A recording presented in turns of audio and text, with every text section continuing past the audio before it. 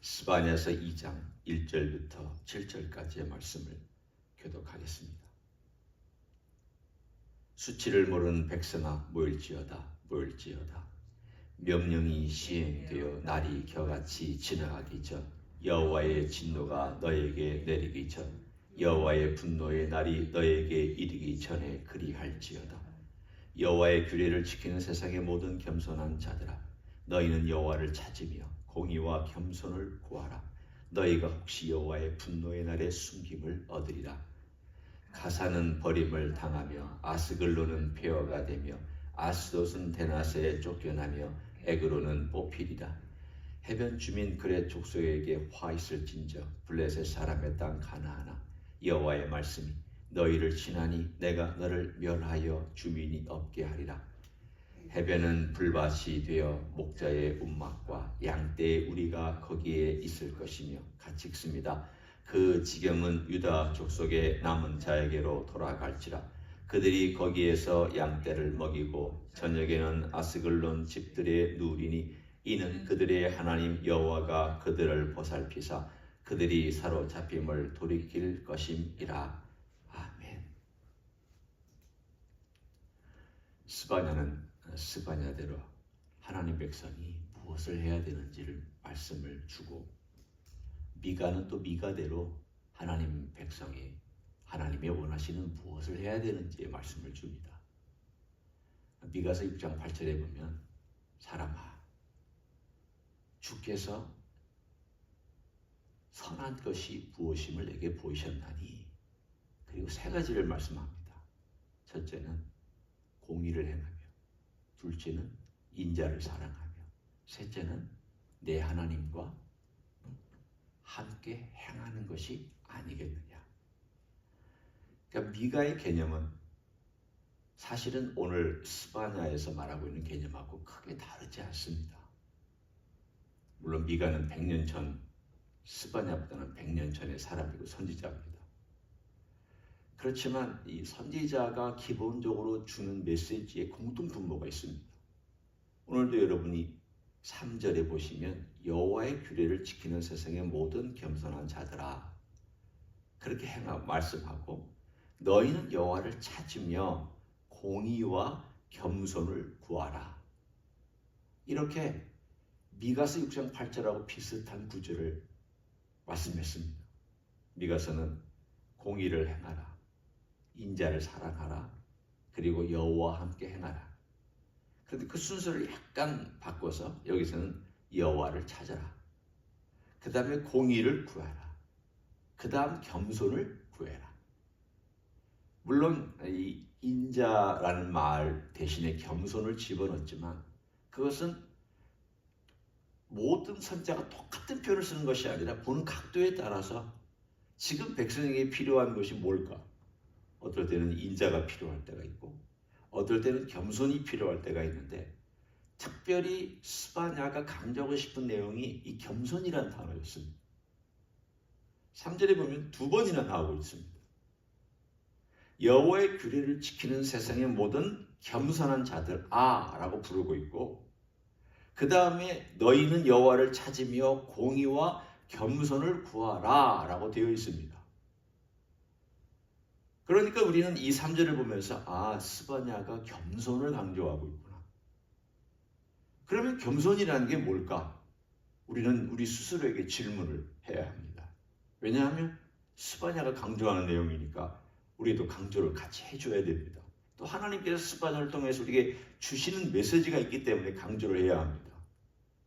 겸손이란 우리가 흔히 얘기하는 것처럼 겸양을 얘기하지 않습니다.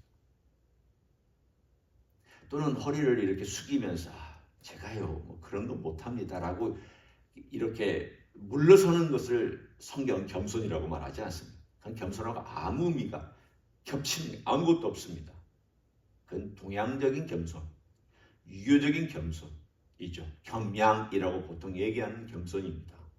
겸손이란 하나님 앞에서 자기의 모습을 볼 수 있는 것이 겸손입니다. 하나님 앞에서 자기의 모습을 못 보면 절대 겸손할 수 없습니다. 착한 사람이 겸손하냐? 하나님 앞에서 착한 사람이 서봐야 겸손을 알지 착한 것이 겸손하고 지켜지지 않습니다. 이 세상에서 교양을 많이 가지고 사람들을 친절하게 대하는 게 겸손이냐? 하나님 앞에 서보지 아니하면 아무리 친절하고 아무리 선을 많이 행해도 겸손함과 아무 상관이 없습니다. 성경에서 말하는 겸손은 하나님 앞에 딱 서 있을 때입니다. 그러면 하나님 앞에 서 있을 때는 뭘 느끼냐면 나는 죽을 죄인이구나. 나는 하나님의 뜻대로 못 살았구나. 나의 착함이란 누추한 더러운 옷에 불과하구나. 나의 선함인 행위들은 아무것도 아니구나. 그걸 깨닫고 하나님 앞에서 자기가 아무것도 아니지만 하나님 앞에 서 있기 때문에 제가 어떻게 해야 됩니까? 라고 하나님께 묻는 게 겸손입니다. 그 반대가 2장 1절에 나타나 있습니다. 뭐라고 말씀하고 있는지 들어보십시오. 수치를 모르는 백성아.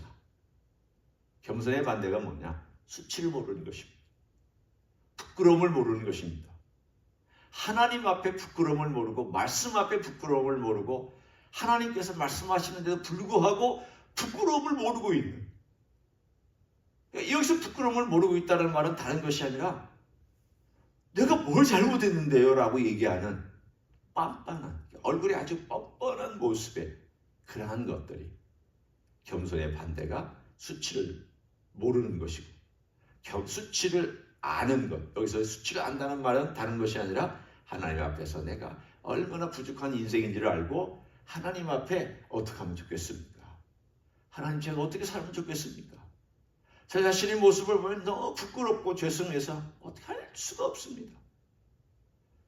저의 인격을 보면 부족함이 투성이고 저의 말투도 그렇고 저의 인간관계도 그렇고 제가 주님을 위해서 일한다는 것도 그렇고 저의 모든 걸 보면 어느 거 하나 빠지지 아니하고 다 엉터리고 부족한 것 투성이고 부끄러운 것 투성입니다. 주님 어떻게 하면 좋겠습니까? 스바냐는 미가가 예언을 하고 활동을 한 100년이 지난 다음에 그 백성들의 행위가 과연 바뀌었느냐? 지난 100년 동안에 바뀌었느냐? 이사야가 활동하고 미가가 활동하던 그때 그 100년 전부터 시작해서 지금 스바냐 시대까지 오는 그 100년 동안에 바뀌었느냐를 쭉 볼 때에 이 백성은 정말 수치를 모르는구나. 그래서 지금 수치를 모르는 백성아라고 모여라.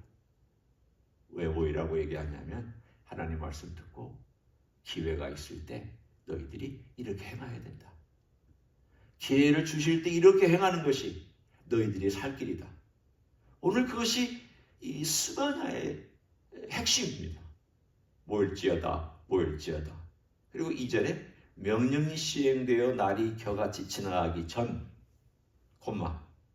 여호와의 진노가 너에게 내리기 전, 여호와의 분노의 날이 너에게 이르기 전에 그리할지어다. 3번이나 뭐뭐하기 전에, 뭐뭐하기 전에, 뭐뭐하기 전에 그리해라, 그리해라. 이게 은혜입니다. 하나님께서 왜 이렇게 뭐뭐하기 전에 하라고 말씀하시냐면 결국은 때가 되어서 여호와의 날이 급박하게 임한 다음에는 그날 너희들이 아무리 피하려고 해도 피할 수 없는 그런 때가 될 거다. 종종 이런 말을 듣습니다. 목회하다 보면 농담조로 얘기하는 사람도 있고 또는 좀 약간의 진지함도 집어넣고 얘기하는 사람도 있습니다. 아니, 목사님, 재밌게 살다가 죽기 전에 회개하고 죽으면 되잖아요. 그런 말씀 가끔 들어보잖아요. 제가 그래서 그렇게 얘기를 합니다. 그때 회개할 수 있을까요? 그때 하나님께서 회개할 기회를 주실까요? 네, 저는 얻을 수도 있지만 얻지 못할 수도 있다고 생각합니다. 그렇잖아요. 갑자기 사고로 죽으면 전혀 회개할 게 없습니다. 그리고 자꾸 미루면 나중에는 양심이 굳어져서 회개할 마음이 없어질 수도 있습니다. 결국 하나님께서 뭔가 메시지를 들려주실 때 튕겨내지 아니하고 죽기 전에 회개하면 된다, 이런 말을 하지 아니하고, 내가 지금 이 메시지를 듣고 있을 때가 회개할 때인가 보다. 내가 수치를 모르고 있다면 수치를 깨달으라고 하시는 말씀하시는가 보다. 혹은 하나님께서 어떤 어려움을 주셨을 때에는 그 어려움 속에서 나의 수치를 알라고 그렇게 하나님께서 기회를 주시는가 보다. 저 같은 경우는 그랬습니다. 저 같은 경우는 아픈 때나 혹은 어려운 어떤 문제가 있거나 관계가 어떤 어려움이 있거나 그런 관계 속에서 막다른 골목에 딱 도달하고 나니까 제가 수치스럽더라고요. 하나님 아버지 앞에서 그 수치스러운 모습 때문에 내가 정말 할 수 있을까? 내가 정말 하나님 아버지 앞에 믿는 사람이라고 말할 수 있을까? 어떻게 그럴 수 있을까?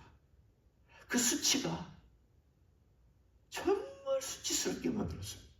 부끄럽고 하나님 앞에 죄송하고 뭐라고 말해야 될지 모르겠고, 또 한편으로는 주님 앞에 와서 또 용서해 달라고 구하기가 미안하고, 그런 그 수치스러움이 있고 나니까 하나님께 은혜를 구합니다. 겸손한 사람은 첫째는 하나님 앞에서 자기가 얼마나 부끄러운 인생일을 아는 거예요. 근데 거기서 끝나면 안 돼요. 그 겸손의 반절입니다. 겸손의 또 다른 반절은 뭐냐면 은혜를 구해야 돼요. 그 겸손의 또 다른 반절이에요. 많은 그리스도인들이 요 반절만 하고 살고 있고, 어떨 때는 요 반절이 없이 요 반절만 또 구하고 살아요. 그런데 온전한 겸손이란 뭐냐? 내가 하나님 앞에서 얼마나 못된 인생인가를 아는 게 그 반절이고, 못된 인생이지만 하나님께서 주신다고 하니까 구하는 게 겸손이에요. 아니, 하나님이 주신다고 그랬는데도 안 구하는 건 이것도 겸손이 아니잖아요. 내가 너에게 주겠다. 내가 은혜를 베풀어 주겠다. 내가 너를 사랑한다고 그러면 사랑을 받아들이는 게 겸손이지, 아유 괜찮습니다, 저 그 은혜 없어도 삽니다, 이건 겸손이 아니잖아요. 겸손의 그 두 가지 우리는 꼭 기억하면서, 기억할 뿐 아니라 내가 지금 수치를 아나? 그렇다면 수치를 알고 하나님께 내가 이 수치스러운 인생을 불쌍히 여겨달라고 기도하고 은혜를 구하고, 그 은혜 가운데 오늘 스바냐가 보여주고 있는 이 태도가 제일 지혜롭고 정당한 성경적인 태도입니다. 그게 뭐냐?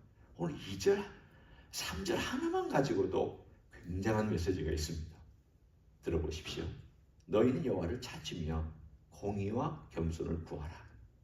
그리고 뭐라고 말씀하셨습니까? 너희가 혹시 여호와의 분노의 날에 숨김을 얻으리라. 은혜는 이 혹시라는 단어에 있습니다. 제가 언젠가 이 단어를 가지고 한번 여러분에게도 전한 적이 있습니다. 혹시는 뭐냐? 은혜는 당연히 여기는 게 아닙니다. 은혜는 하나님, 제가 이만큼 수치스럽고 부족하지만 혹시,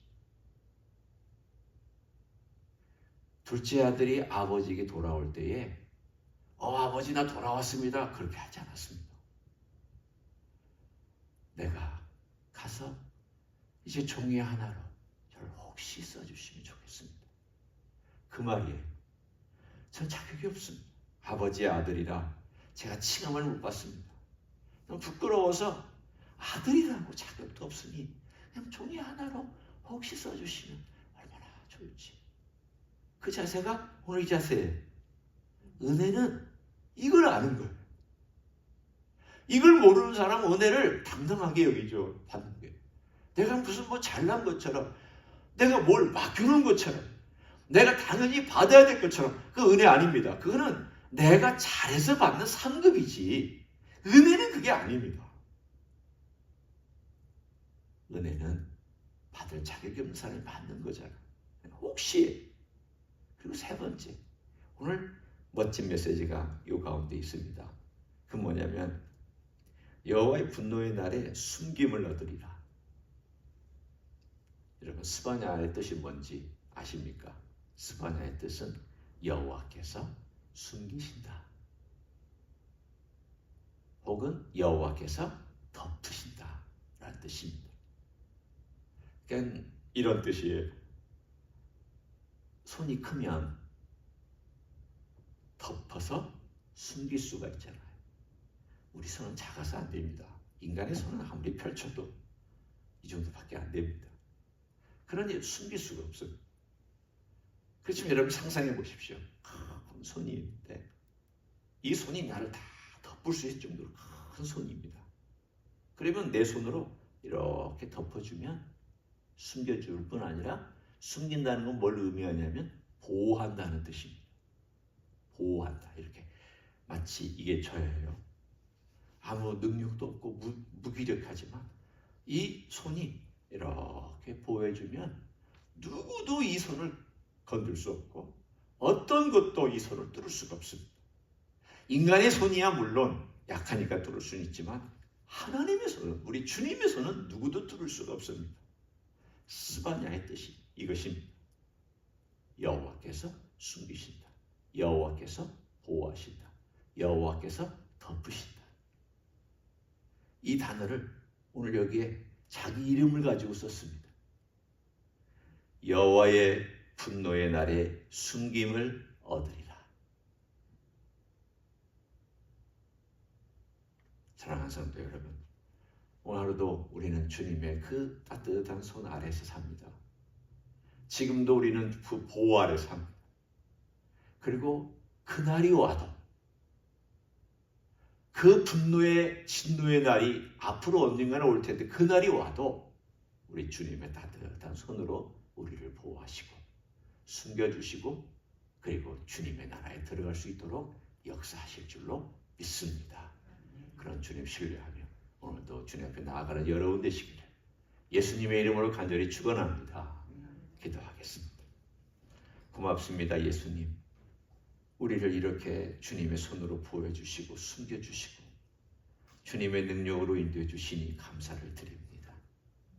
그러나 동시에 우리가 주님과 함께 있으면서 우리도 또한 겸손히 주님 의지하고, 주님 앞에서는 부끄럽고 아무것도 아니지만 주님의 은혜가 있기 때문에 혹시 제가 그 은혜를 얻을 수 있을까 하여, 혹시 제가 그 가운데 주님의 도움을 얻을 수 있을까 하여 마음을 조아리고, 그리고 가슴을 열고 내 생각도 내 감정도 내 의지도 다 주님께 드러내고 주님을 바라보기를 원하는 우리 모두가 될 수 있도록 축복하여 주시옵소서. 이제는 우리 구주 예수 그리스도의 은혜와 하나님 아버지의 극진하신 사랑과 성령 하나님 교통하심의 역사가 이 땅 위에 살아가는 동안 온전히 우리 주님의 보호하심 아래 맡기고 그곳에서 숨고 그곳에서 주님의 날개 끝나라에 보호받고 주님의 인도하심을 따라 살기를 소원하는 이 자리에 참는 모든 종들 위에와 주 임재 희스교회 위에와 이민교회들과 한국교회들과 선교사님들 위에 이제로부터 영원히 함께 하실지어다. 아멘.